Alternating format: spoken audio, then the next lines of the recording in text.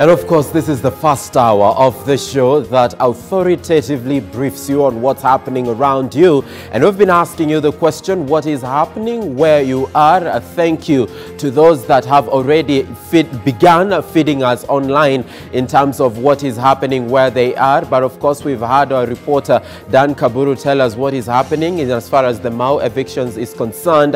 We've also had Daniel Kariuki bring us up to speed with what we can expect from him today in as far as the Kibra by-election is concerned. And currently he is in Kibra, and in just a short while he will be sampling views from residents of Kibra in as far as what they expect from the person whom they will be electing later this November to represent them in Parliament. But also Shiksha Arora is standing by right there on the touch screen. She will be taking more from, our reporters on the ground as well as your views online. Take it away, Shiksha. All right, of course, for now we're going to be taking you to Mombasa, where we'll be covering the Mombasa International Agriculture Show of Kenya that will be opened today by President Uhuru Kenyatta, who is set to arrive there today. He will be officiating this particular ceremony that runs for 5 days. Now, this year's theme, remember, is promoting innovation and technology in agriculture and trade. And right about now, we'll be bringing our reporter, that's Fred Kai, who is on ground, and he is going to be giving us the latest regarding what is happening in Mombasa for this year's Mombasa International Agricultural Trade Show. Kai, good morning. And what exactly is the plan for the day? What is the agenda for today's opening ceremony?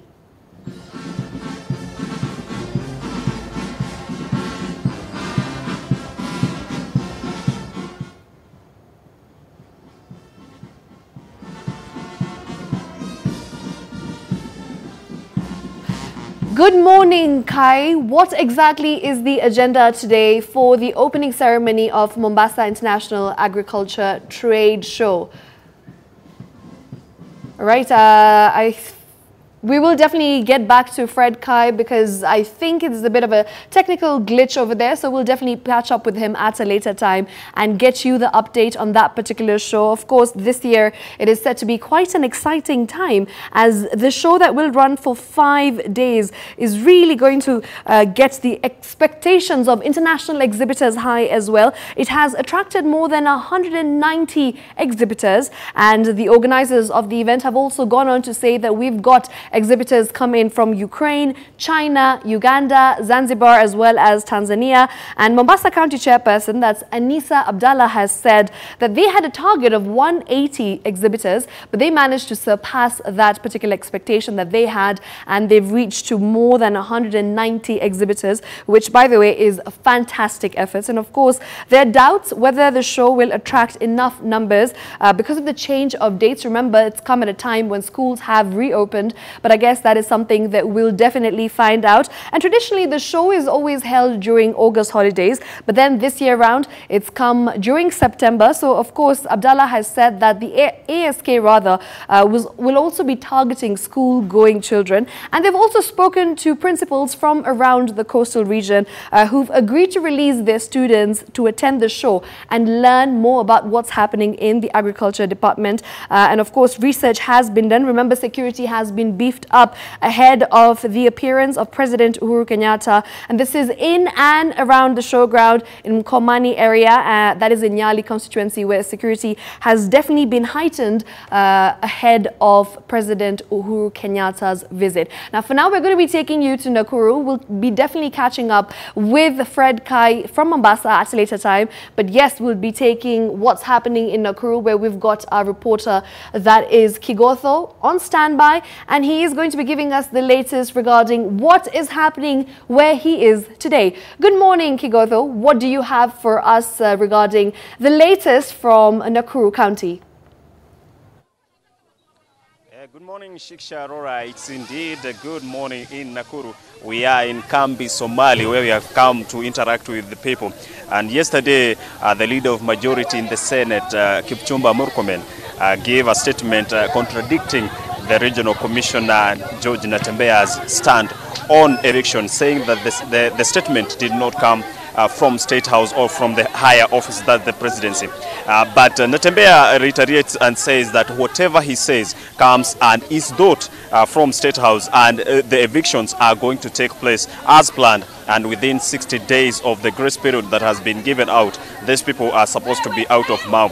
But the leaders from Rift Valley are saying that Natembeya is doing this together with Keriako Tobiko, the Minister of Environment, without consultation from the presidency, and they are saying that this is not going to happen, and they are going to consult the president themselves. I'm going to be following up this story so that we can get the insight, the deep part of it, and also we can talk to the Regional Commissioner George Natembeya and also the County Commissioner Erastus Mbui, so that they can clear the air and they can also show us the way. We will also follow up with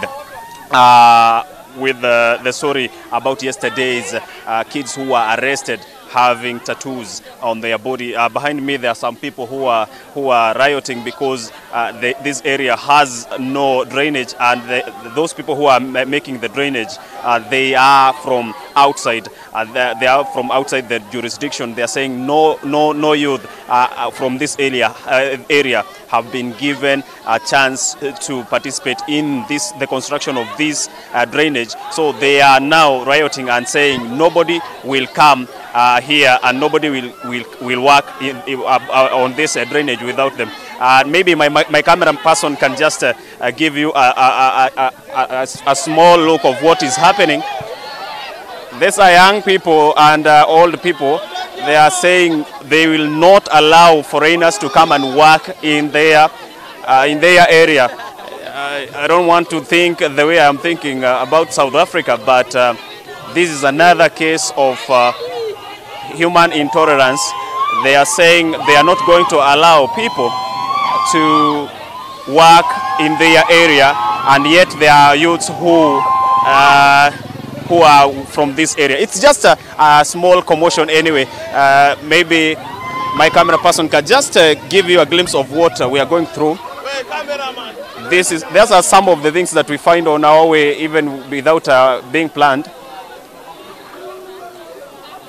Yeah, that's what is currently going on in Nakuru. We will be bringing you a live coverage of events as they happen, and we will follow up to this story so that at least we can get to know what happens and how these people are going to settle down and to settle their differences.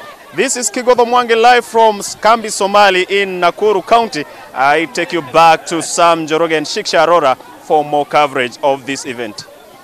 All right, thank you very much, Kigodho, for that update. Of course, a lot of activity happening there in Nakuru, so he'll definitely be giving us more information regarding the same. And on this hand, there we go, we've got Fred Kai for us, who's going to be giving us the latest from what's happening in Mombasa with regard to this year's agricultural show in Mombasa. Now, good morning to you, Fred Kai. Of course, the president is expected to open this particular show this day, today. It is quite a special day, as I can see preparation is underway. Everything seems to be in place. So what exactly is the agenda for today's ceremony in Mombasa? Thank you so much, Shiksha. Na niko maeneo haya ya showground ambapo muda wowote kuanzia sasa Rais Uhuru Kenyatta ataweza kufika maeneo haya na kuweza kuzindua rasmi basi maonyesho ya kilimo ya mwaka huu. Na kama mpigaji picha wangu ataweza kuelekeza kamera yangu nyuma yangu, ni kwamba kuna wanajeshi basi wanaweza kuendeleza tu na mazoezi kuhakikisha kwamba kila kitu kitakuwa shwari endapo basi rais atafika maeneo haya na kuweza kufungua rasmi maonyesho haya. Na vile vile kama anaweza kuzungusha kamera, utaweza kuonyesha kwamba hali kwa sasa iko shwari, ulinzi umeweza kuimarishwa sehemu hii na kila kitu kishwari. Basi tunaweza kumsubiria tu president afike maeneo haya na aanze show rasmi. Itakumbuka kwamba show ya mwaka jana iliweza kuvutia takriban exhibitors 150, ila ya mwaka huu basi iko na zaidi ya exhibitors 180, ambapo target yao ilikuwa ni 200, lakini wameweza kufikisha 180. Kwao wanaweza kusema kwamba hii ni hatua ambao wameweza kupiga, ikizingatiwa kwamba mwaka jana ilikuwa ni 150, lakini mwaka huu wameweza kuongeza takriban watu 30 ama exhibitors 30. Na itakumbuka kwamba kuna nchi tofauti ambazo ziko maeneo haya zinaweza kuonyesha vitengo mbalimbali ama vitu mbalimbali kuweza kuona kwamba Wakenya wataweza kusoma, na vile pia tumeweza kuona kwamba Wakenya kwa sasa wanazidi kumiminika katika maonyesho haya ya mwaka huu ili kuweza kujionea ni yapi yale ambayo yataweza kujiri, na vile pia kuweza kusikiza hotuba ya rais atakapohutubia Wakenya kutoka arena hii ambapo ni hapo nyuma yangu. Na kama mpigaji picha wangu pia anaweza kuelekeza maeneo haya, tunaweza kuona kwamba vitu vingi ambavyo vitaweza kuonyeshwa katika maonyesho haya ya mwaka huu basi vimeweza kuzaa. Kama upande wangu wa kulia kuna tractors ambazo pia vile ni mojawapo tu ya kuweza kuhakikisha hali ya kilimo inaweza kuzingatiwa katika maonyesho ya mwaka huu. Itakumbuka kwamba vijana wengi basi wameweza kujitokeza mwaka huu kuweza kusoma mambo na kilimo, vile pia mambo na blue economy, ambapo hiyo ndio wanaweza kuhisi kwamba ni showstopper yao ya mwaka huu. Na vile tutaweza kuona kwamba rais atafika hapa, ataweza kuzunguka kwa vibanda kadha wa kadha ili kuweza kuona kwamba ni vipi vile Wakenya wanaweza kungangana kuhakikisha kwamba kila kitu kishwari, na kuweza kuona kwamba wanaweza kujimudu katika zile ajenda 4 za serikali kuu. Tutaweza kukita kambi hapa tuweze kuelezea Wakenya matukio yote yale ambayo tutakayojiri katika uwanja huu wa showground, na kuweza kuona kwamba ni yapi atajiri pale President Uhuru Kenyatta ataweza kuongea na Wakenya kuhusu swala zima hili la kilimo na biashara katika kaunti ya Mombasa. Na ikumbukwe kwamba imeweza kuleta kwamba kaunti zote 6 za coast, na vile pia Wakenya wote katika nchi yetu ya Kenya wameweza kufika na kuweza kujionea mambo mbalimbali kuhusu kilimo biashara. Kutoka kaunti ya Mombasa na kuregesha kwako studio, Shiksha.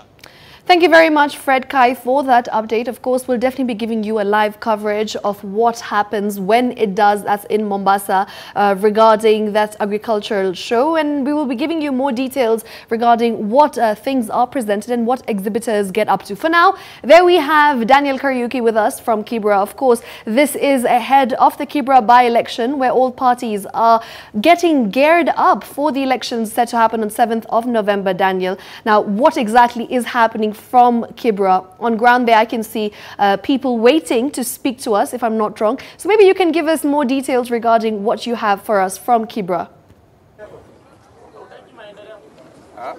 Right, Shiksha, thank you very much. Of course, I had told you earlier, I'm going to be engaging the residents of Kibra so that they can just tell us what they expect and some of the things that they want addressed by any leader that is going to be elected on 7th of November. Now, join me as I talk to the youth from Kibra and we discuss these issues, and allow me to switch to Swahili so that it can be easier for us to talk. Habari yenu?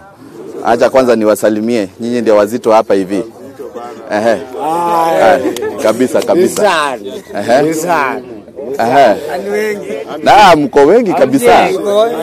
Mimi bado. Sasa ati nini?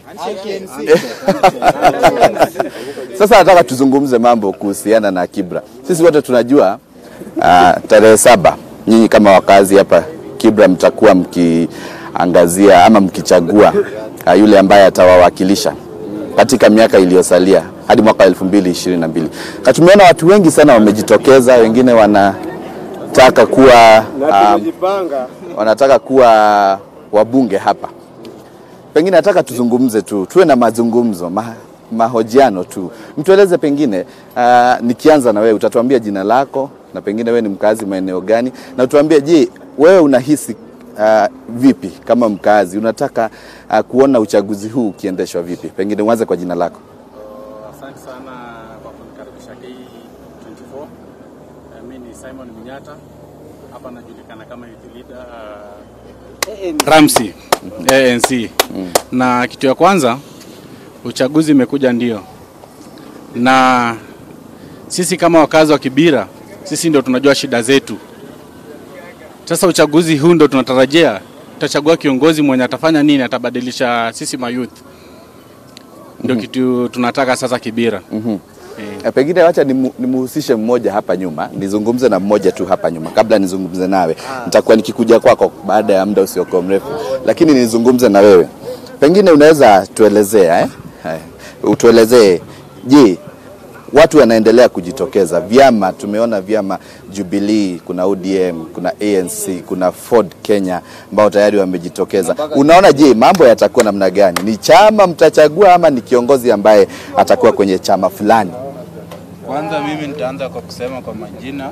Mimi naitwa Shadrack Kiduma. Karibisha. Mkazi wa hapa Kibra. Sisi tunakaa hapa Mashimoni, lakini Mashimoni sisi kama wakazi wa Mashimoni mara hii tumeamua tunataka yule mtu mwenye ako na msimamo, mwenye atakuja kwa ground atutembelee sisi tumuone kwa macho. Si ati mtu anasema ati unasikia ati mtu amepewa ati direct nomination. Karibisha Mike. Weka Mike hapa ndio tupate kusikizana. Aha. Tunasikia mtu amepatiwa ticket direct. Watu wengine sisi tunawasikia kwa magazeti, tuliwasikia hapo nyuma hata tuwajui, lakini sisi maoni yetu kama wakazi wa Kibra, tunataka ule mtu mwenye tunaishi na yeye hapa, mwenye tunajua, mwenye anaweza tusaidia na kutatua shida zetu. Naam. Hapa Kibra. Aya, asante sana. Asante sana. Unajua naona watu ni wengi hapa, lakini tutazungumza na wote tu wapate kutupa maoni yao kuhusiana na hayo. Naona kuna jamaa pengine wewe ni wa bodaboda. Tueleze jina lako na pengine nikuulize swali. Utueleze marehemu Ken Okoth, kuna kazi nyingi ambazo alikuwa ametimiza hapa katika Kibra. Pengine kuna jambo ambalo alikuwa ameanzisha na ungependa kuona likiendelezwa. Na je, kiongozi ambaye ataweza kuendeleza swala hili unaona kama atakuwa ni kiongozi wa aina gani? Okay, asante sana. Kwa majina naitwa Robert Ofinda. Na mimi kwa kusema ukweli, kiongozi wetu aliyefariki alikuwa amefanya mambo mengi.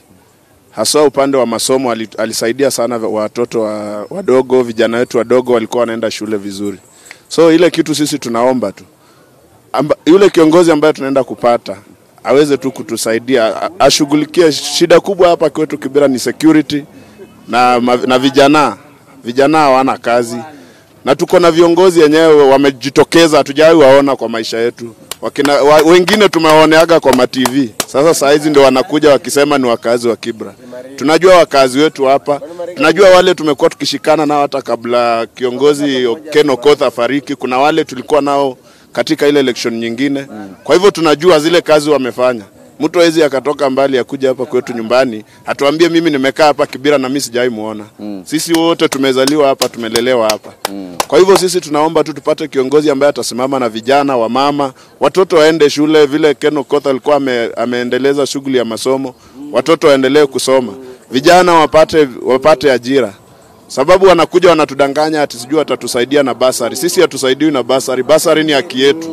Kwa hivyo tunahitaji kiongozi ambaye atakuja, akikuja atupatie basari. Kwa hivyo ile tunaomba tu serikali iangalie wakati tunachagua kiongozi, kusifanyike michezo ingine mingi. Yule kiongozi ambaye tutakuwa tumechagua kama msimamo wetu wana Kibra iwe ni hivyo na tuweze kuendelea pamoja. Sasa kuna wakati mwingine tunasikia hapa Kibra tunajua ni sana sana makazi ya kiongozi wa chama cha ODM Raila Odinga, na tayari alikuwa ODM inapendekeza kuwa ama inajitayarisha kwa uchaguzi wa mchujo Jumamosi hii. Je, mtafuata atakalosema baba ama mtaenda kulingana na jinsi?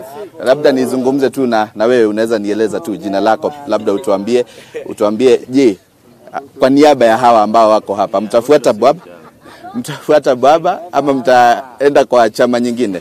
Pengine unaweza hatuwezi kufuata mambo ya mtu raundi. Sisi pia si vijana tunaumia. Si yenye iko raundi tunatafuta kiongozi mwenye atatusaidia kimaisha. Ni hivyo. Kwa hivyo hamtafuata kwamba baba akisema left twende left. Sisi raundi sisi wenyewe ndio kusema. Hata nyungu ikipasuka hizi unganishwa. Acha tuzungumze na huyu atuelezee hayo. Unasema kwamba nyungu ikifanya nini haifanye nini? Nyungu ikipasuka hizi unganishwa. Jina lako kwanza, tuanze kwa jina lako, pengine utueleze jina lako.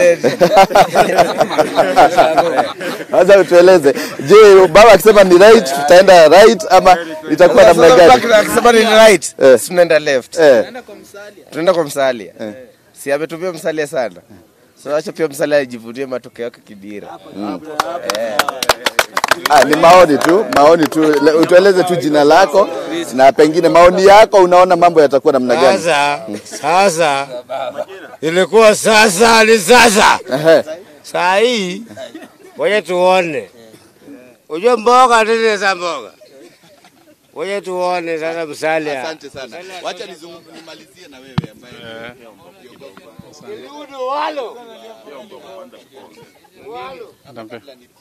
Sasa kiongozi wa vijana, wacha huyu mmoja aseme tu jambo moja, kwa sababu tayari vijana wanasemekana kwamba hata hawa wanajua kujipanga. Mara hii kama vijana, wewe utueleze mmejipanga vipi? Okay, kwa majina mimi naitwa Kennedy.